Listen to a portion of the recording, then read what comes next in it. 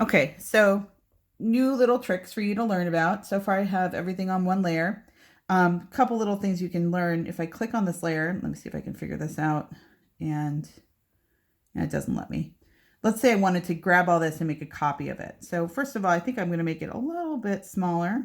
So I'll shrink this down and they're all selected. So if I want to grab them all, oops, I didn't mean to do that, and move them around, I can do that.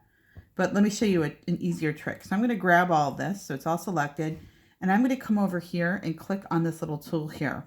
And you see it says, you want to group it? We'll talk about clipping masks, stroke outlines, and compound paths later. Ignore those for now. Don't click on them for now. Just click group. So I'm going to go ahead and group it. And it looks like I can just click it here too. So that will do the same thing, which is kind of nice. Let's see if that did that. Yep, it made a group. So what's a group? Well, in a nutshell, a group allows you to put everything together. So now if I move it around, it's all together as a group, which is nice. Now, if I change my mind later on and I'd like to ungroup it, I just click on this. They're now ungrouped. And you can see that if I click on this, instead of getting everything, I just get one individual shape. But it's nice if you want to just kind of keep things together. So again, you select it all and then you just group it. And then the beautiful thing about this is that if I make a copy, I get that, and boom, it's the same exact thing, but now it's grouped together as this. All right. So I'm just going to go ahead and make a pattern here of all these. So again, I'm going to work smarter, not harder, grab both of these, and I am going to group these. So now it's a group of both of these together. So if I click here, see, easy. Let me scroll out and I'll make my layers invisible so I can see everything. And then finally, because again, I'm a big believer in working smart. So I'm making a group of a group of a group, group all that, and then select it and boom, there we go. And now let's group this one more time and voila. So I just made myself a pattern. And just so I understand how layers work really well, I'm going to make this layer invisible, make a new layer, drag this layer down below the layer before it. I'm going to lock this layer for a second.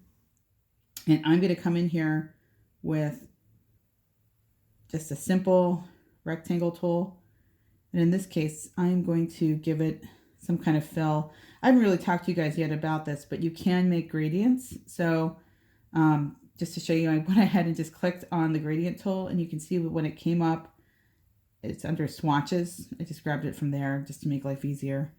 I'm going to grab a linear gradient maybe, and then you can see I have my different colors. So if I wanted to, I can make this, I don't know, make it this aqua color, see?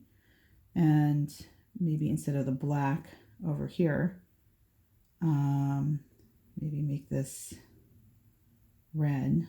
I'm trying to figure this out. Looks like it's like making it the opacity. There we are. Okay, so, okay, yeah, my opacity is really down low. So, and I can change the angle and do whatever I want with that. But that just kind of shows me that you're understanding how layers work, how you can lock layers and manipulate them. And when you're done with this, of course, you would just hand this in. So I'll just come over here and publish and export as a PNG, export it, save the image, and then of course you could bring this into the Schoology page where it belongs.